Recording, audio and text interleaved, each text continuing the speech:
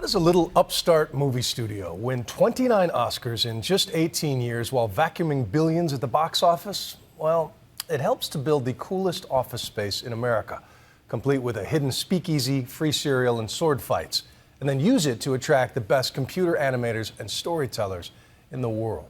Brave is the latest feel-good Academy-nominated smash to come out of Pixar, and before director Mark Andrews dons the red carpet tux, he's given ABC's Bob Woodruff a first-hand look at Pixar's freshest hit for our series, Oscar Confidential. Here's what happens when you combine a Disney-style fairy tale with a healthy dose of Pixar movie magic. Brave, the epic tale of a not-so-fair princess named Merida. Brave has already grossed more than $500 million, taken home a Golden Globe, and is in line to win Pixar a 7th Oscar for Best Animated Movie.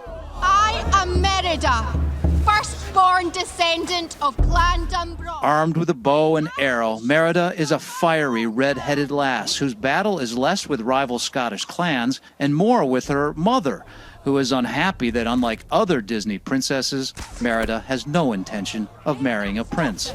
She's more interested in fighting for her freedom. Brave's director, Mark Andrews, knows a thing or two about freedom. His job description includes shooting bows and arrows. He gave us a rare glimpse inside Pixar and the place he calls an office. So when I came on board the film, this was all the stuff that I do normally at home and on weekends and stuff when I'm just to have a good time or just to exercise. Go ahead and come for my head. It may just look like fun and games, but this is how the filmmakers actually researched Brave. Mark wanted his animators to know how it felt to hold the weight of a sword so that they could recreate that reality in the film. I used the quillin to catch that. I could lock that sword down, do that, and then, use the other parts of my body to fight. So in the video we see of the film, is there something that looks just like that? Is it? Oh yeah, there's that sword catch. Merida! With Fergus, and I catch down, and Merida comes right like that. He's bye-bye, night-night. This type of intense research is nothing new for Pixar, whose 13 movies have won over hearts and wallets for blockbusters like Finding Nemo and a trilogy of Toy Stories. Wow. For Brave, the filmmakers even went to Scotland to get every detail right.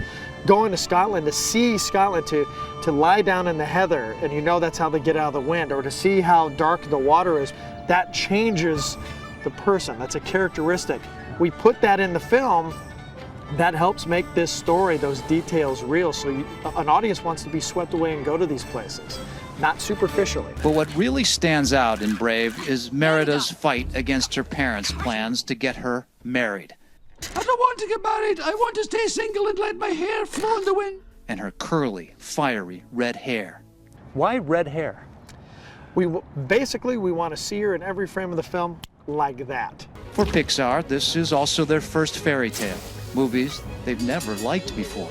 Honestly, my memory is I was the one that would walk into the room and say, I hate fairy tale movies, and you've got to make it be something that I would want to enjoy. And so I was sort of throwing the gauntlet down as the test case for, can you make people that wouldn't normally want to go to a movie that has castles and princesses in it want to go see it? In 2006, Pixar was bought by ABC's parent company, Disney. This studio stands as a citadel of creativity. Steve Jobs designed this atrium to get people out of their offices and mingle, to cultivate ideas.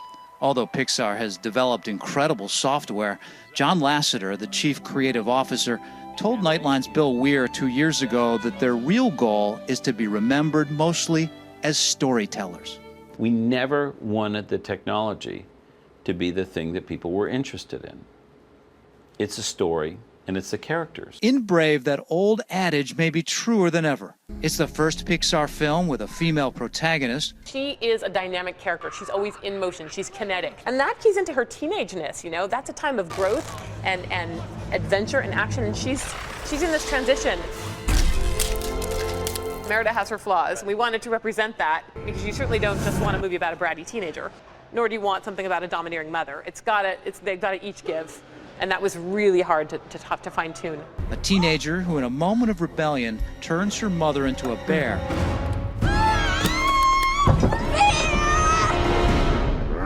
and spends the rest of the film trying to save her. Why did you come up with this idea that the mother would be a bear? Does that show her stronger? Yeah, I mean, first of all, there's the protection element. There's no one more powerful than a mother bear protecting her young.